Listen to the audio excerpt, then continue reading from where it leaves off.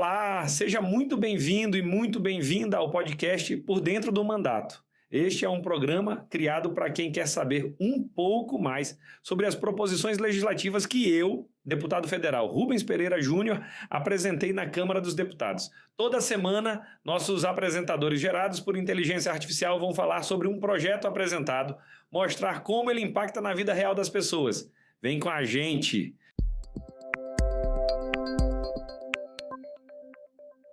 Os termômetros não mentem. Mas sabe, às vezes eles escondem a parte mais dura da história. Com certeza. Então, olha só isso. A gente está aqui numa segunda-feira, 4 de maio de 2026, e se a gente voltar para o verão de 2024 para 2025, que, foi registrado como o mais quente no Brasil desde 1971, a Fundação Oswaldo Cruz detectou uma realidade que é brutal. Sim, os dados da Fiocruz são assustadores. Muito. A pesquisa mostrou que cada aumento de 1 grau Celsius na temperatura, só 1 grau, esteve associado a uma elevação de 35% na mortalidade da população. Nossa! 35%. Pois é. 35% de vidas perdidas a mais por causa de um único grau no termômetro. E assim, esse é um número que não ilustra só uma crise ambiental, né? Ele ilustra um colapso de infraestrutura, um colapso humano mesmo. Não dá para olhar para isso só como um fenômeno da natureza. Exato.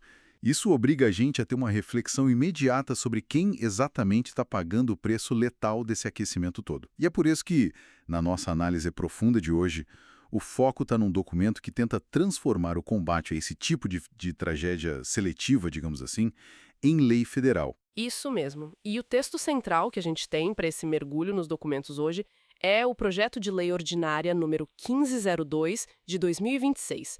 Ele foi apresentado agora há pouco, no final de março de 2026, pelo deputado Rubens Pereira Júnior. Certo. E o grande objetivo dessa proposta é instituir o que o texto chama de Política Nacional de Justiça Climática e de Combate ao Racismo Ambiental. São termos fortes, né? Muito fortes.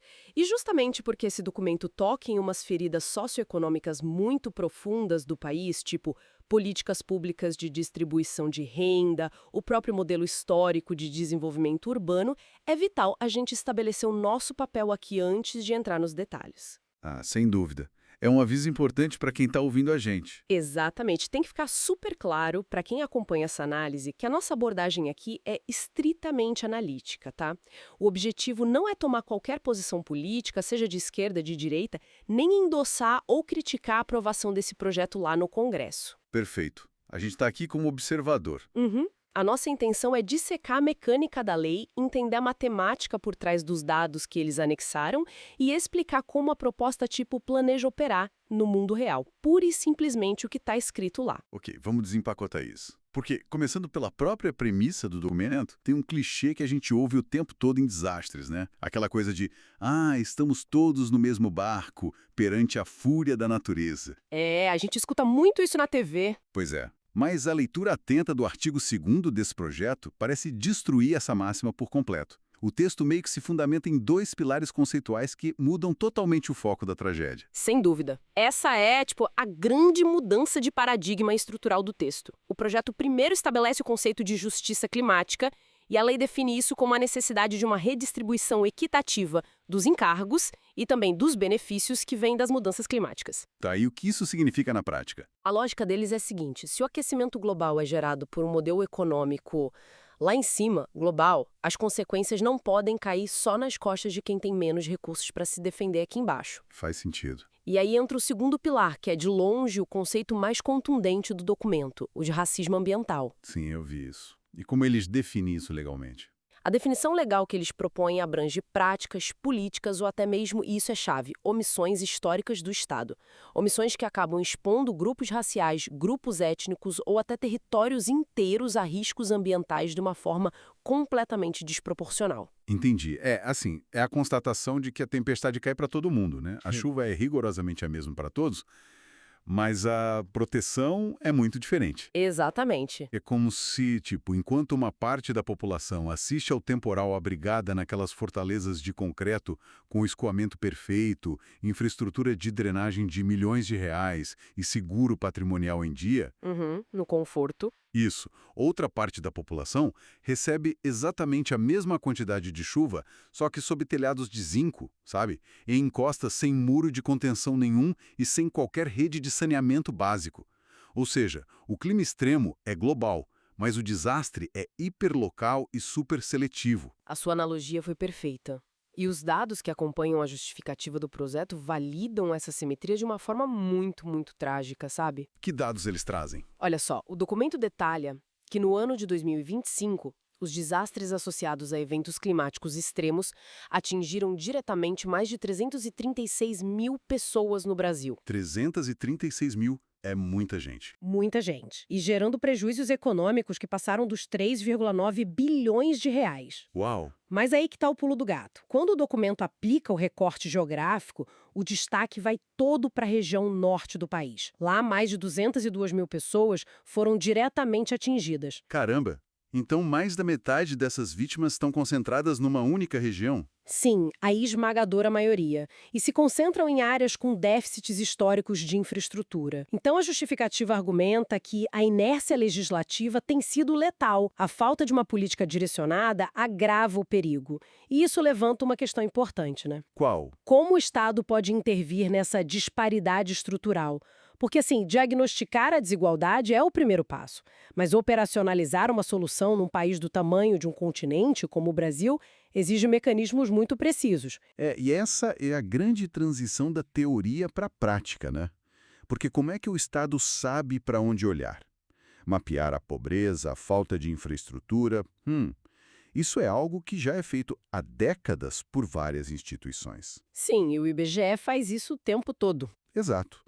Então, como é que esse projeto propõe localizar o risco iminente, sei lá, antes que a encosta ceda ou o rio transborde? Então, o mecanismo desenhado para isso está lá no artigo 4º. Ele exige a criação de um mapeamento obrigatório de vulnerabilidade socioambiental. Tá, mas um mapa novo.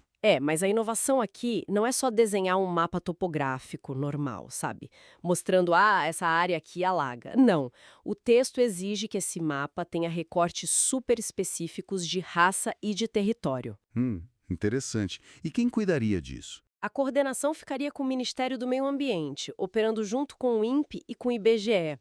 O que eles propõem é cruzar várias camadas de dados numa única plataforma pública. E ela teria que ser atualizada no mínimo a cada 2 anos. Ah, entendi.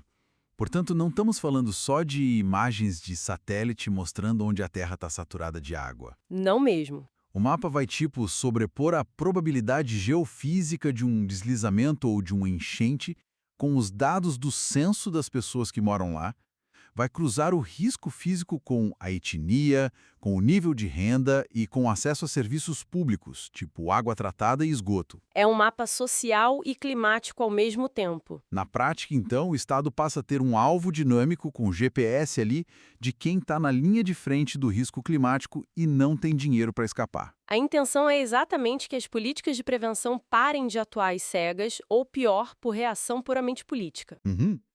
Se o Estado tem um orçamento finito para fazer obras de contenção e drenagem, esse mapa vira a bússola. Ele dita onde o cimento tem que ser despejado primeiro. A prioridade deixa de ser, aquele bairro rico que reclama mais alto e liga para a prefeitura e passa a ser o território que o mapa identifica como risco máximo de perda de vidas. Aqui é que fica realmente interessante.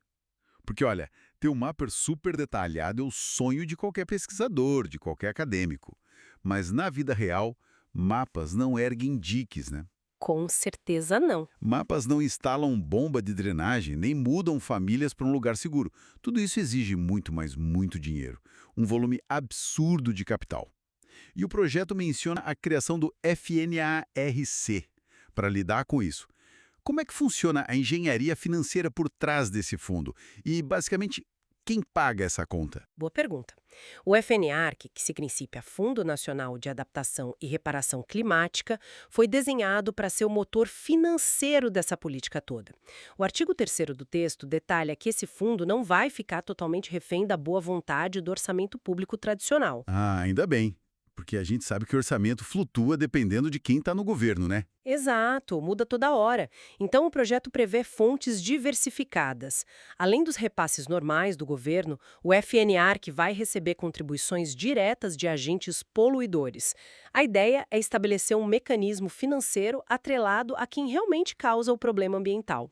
E o fundo também vai receber recursos que vêm da precificação de carbono. Deixa eu tentar traduzir essa lógica com uma analogia simples para quem está acompanhando a gente. Vai lá. O modelo atual é tipo ir jantar com um grupo gigante de pessoas. E no final, a conta chega e é dividida igualmente por todo mundo na mesa.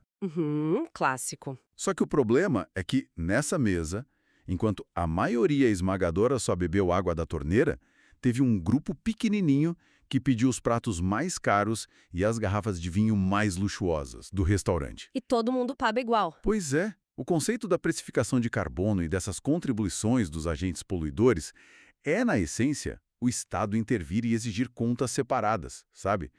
Quem emite volumes gigantescos de gases de efeito estufa, quem lucra destruindo o meio ambiente, passa a ter que depositar uma taxa direto nesse fundo. É pegar um custo que antes era jogado para a sociedade inteira e colocar na conta de quem gerou. Olha, essa analogia capta perfeitamente o espírito do que o direito chama de princípio do poluidor-pagador. Legal. Ao precificar o carbono, seja através de impostos diretos sobre emissões ou de mercados regulados, onde as empresas têm que comprar limites de poluição, o Estado recolhe esse dinheiro e canaliza para o FNARC. Daí, o fundo tem caixa para pegar aquele mapa de vulnerabilidade que a gente falou e começar a fazer obras estruturais, construir defesas climáticas nas áreas que a sociedade negligenciou historicamente. Então, recapitulando, a gente tem o diagnóstico, que prova a simetria do desastre, temos o mapa cruzado, que dá as coordenadas exatas de quem está vulnerável, e temos o FNARC, que garante o dinheiro através do princípio do poluidor-pagador. Isso, esse é o tripé. Mas a transição de tudo isso para o terreno, para o barro, é super complexa. Vamos imaginar aqui uma comunidade que o mapa apontou como risco extremo de desaparecer na próxima tempestade severa. E o Estado decide que aquela área simplesmente não é mais habitável. O que acontece com essas pessoas? Esse é um ponto sensível. O documento entra nesse cenário lá no artigo 6º, que institui as regras para o chamado reassentamento assistido. Quando ficar num local se torna tecnicamente inviável porque coloca a vida em risco crônico, a lei diz que o processo não pode ser só um despejo logístico, sabe? Tipo, colocar todo mundo num caminhão e tchau. E o que a lei exige, então? O texto exige que o reassentamento garanta moradias dignas e detalhe com uma infraestrutura que tem que ser obrigatoriamente equivalente ou superior à da área original. Além disso, eles determinam a criação de planos estruturados para a recuperação da renda dessas famílias. Entendi, para não perderem o meio de sustento. Isso. E para aquelas perdas que são súbitas, sabe, que acontecem no meio da madrugada, o FNARC também prevê o fomento a programas de seguro público paramétrico.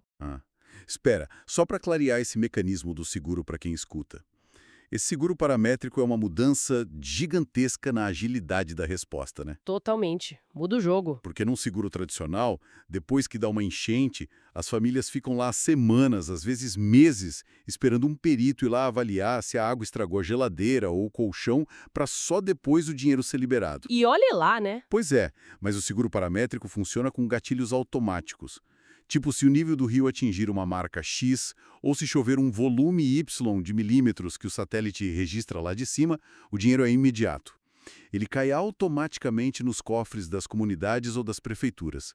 Não tem que esperar a vistoria. A ajuda chega nas horas cruciais depois do desastre. Precisamente. E essa agilidade é vital, porque nas primeiras 48 horas depois de um evento climático extremo, ter acesso imediato a dinheiro vivo é o que dita a diferença entre a recuperação da cidade e um colapso humanitário total. Tudo isso mostra que o projeto está tentando criar uma rede de proteção bem abrangente. Mas, e aqui eu vou fazer o papel de advogado do diabo, sobre o histórico de intervenções do Estado no Brasil. Pode fazer. O papel aceita tudo, né? Especialmente projeto de lei, tudo parece muito elegante. Mas a nossa história recente mostra que grandes obras do Estado, tipo remoções preventivas ou preparativos para a Copa do Mundo, Olimpíadas, acabam frequentemente virando um projeto de higienismo social. É verdade, temos exemplos de sobra. Comunidades inteiras são separadas, as redes de apoio dos vizinhos desaparecem, e essas pessoas são empurradas lá para a periferia extrema, super longe dos empregos e das escolas que elas frequentavam. Tem alguma trava jurídica real nesse PL para impedir que o Estado destrua a cultura de uma população em nome da adaptação climática? Tem, sim. E essa preocupação histórica está muito bem refletida nas salvaguardas do texto.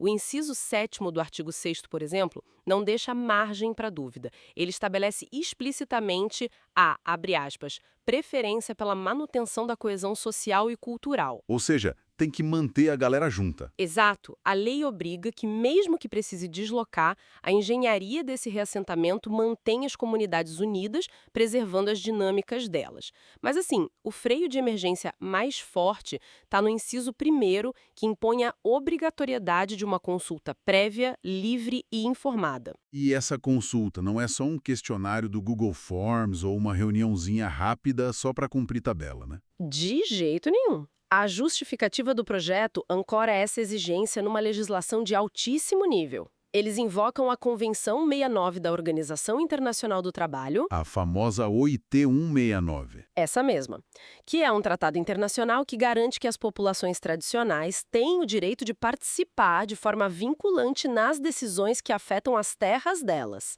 E eles invocam também o artigo 231 da própria Constituição Federal. Bastante peso jurídico. Muito.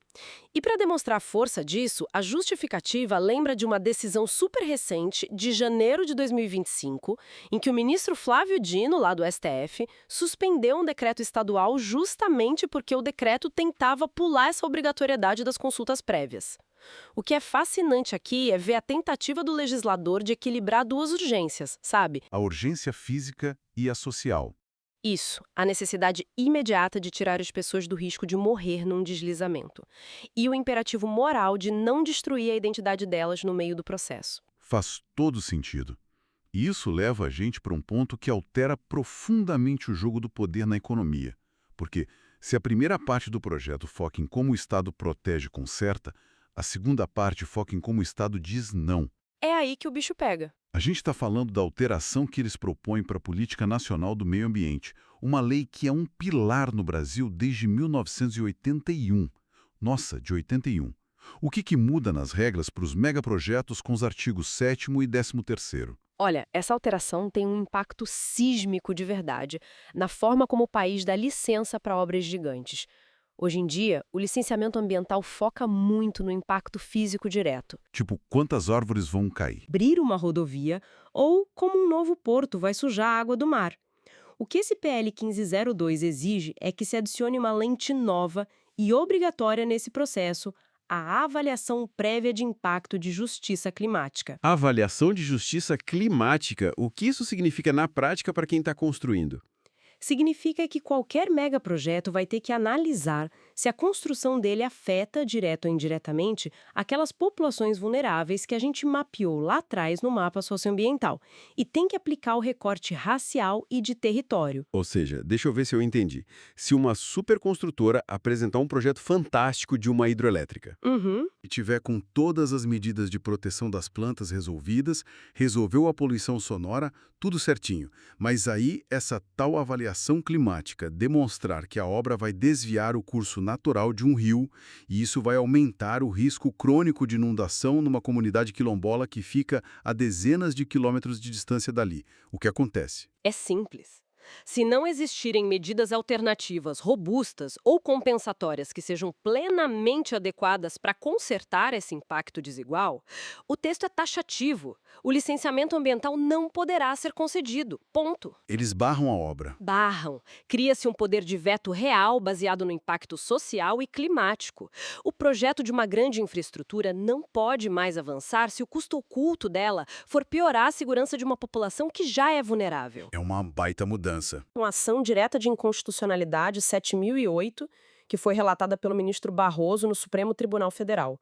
Essa decisão lá do STF basicamente cimentou o entendimento de que o Estado é proibido de conceder áreas tradicionalmente ocupadas para exploração econômica se não houver garantia absoluta de proteção aos direitos e à vida dessa galera. essencialmente o que fica estabelecido é que a vulnerabilidade dos outros não pode mais continuar sendo usada como um subsídio invisível para o progresso dos grandes empreendimentos, sejam públicos ou privados. Exatamente essa a lógica. Mas olha, colocando uma perspectiva diferente aqui na mesa.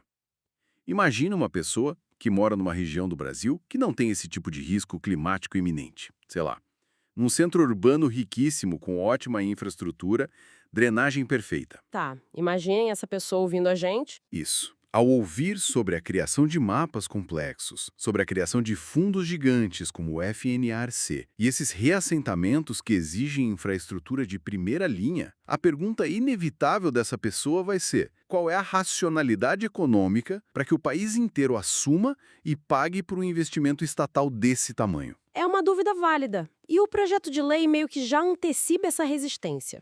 Ele responde a isso não só com argumentos de direitos humanos, mas com matemática financeira pura e simples. Adoro quando tem números. A justificativa traz dados da ONU que mostram uma realidade inquestionável quando o assunto é desastro. Cada $1 investido na redução estrutural de riscos, lá na prevenção, poupa os cofres públicos até $15 em recuperação depois que o desastre já aconteceu. Caramba! Então o que tudo isso significa traduzido para a contabilidade pública do Brasil? Significa que cruzar os braços, ignorar esses mapas de vulnerabilidade e deixar que as chuvas extremas sigam seu curso natural é, de longe, o caminho que mais rapidamente quebra os cofres do Estado. Absolutamente. É rasgar dinheiro. Os números que eles apresentam sobre a escalada climática são assustadores e provam que a política de não fazer nada faliu. Que números são esses? O documento revela que entre 1991 e 2023, cada aumento de 0,1 grau Celsius, 1/10 de grau, resultou em 360 novos registros de desastres no país. Meu Deus, só por causa de 1/10 de grau? Sim. E entrando na década atual, essa média disparou para a incrível marca de 4.077 desastres por ano. 4.000 por ano? É um salto de 460% em relação aos anos 90. O custo de não fazer nada já está sendo cobrado num preço altíssimo hoje.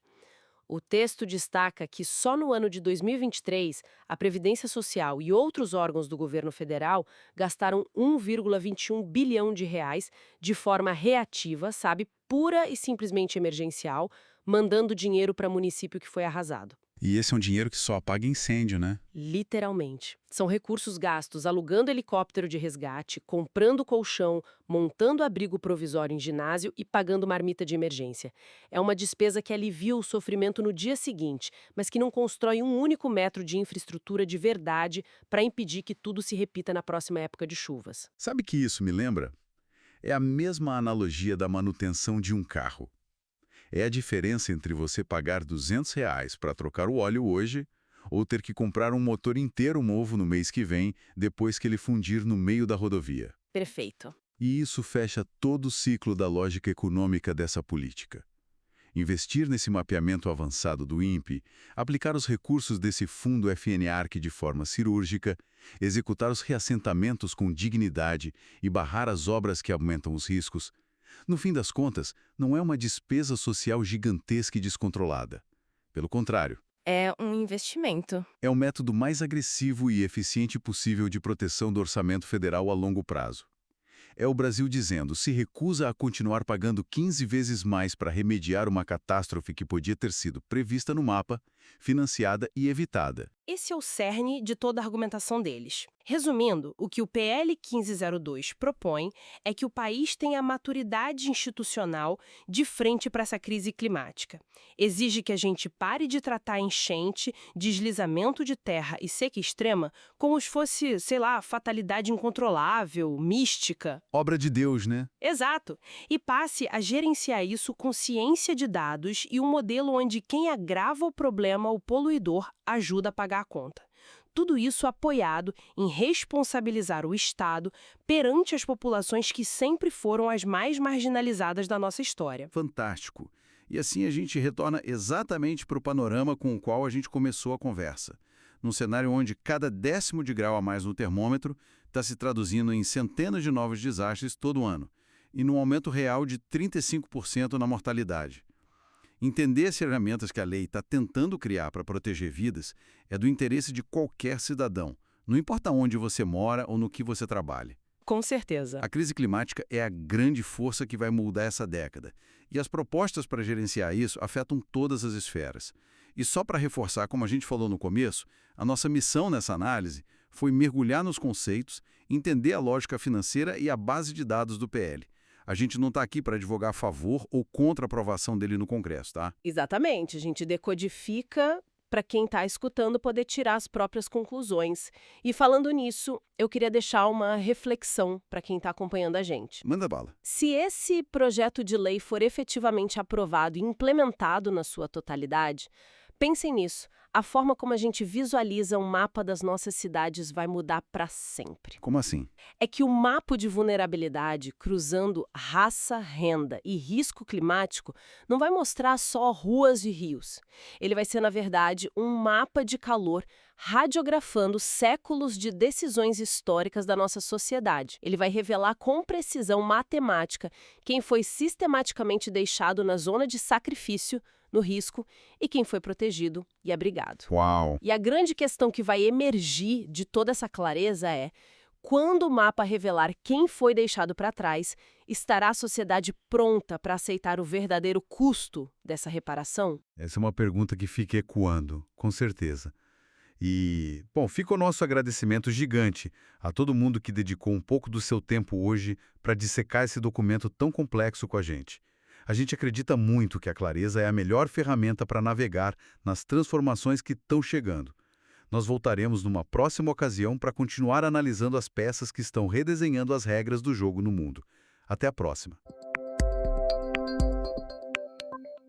Obrigado por escutar este episódio. Compartilhe com seus amigos e familiares e também nos siga nas redes sociais pelo @Rubens Pereira Júnior, com JR no final, para ficar por dentro do nosso mandato. Até a próxima!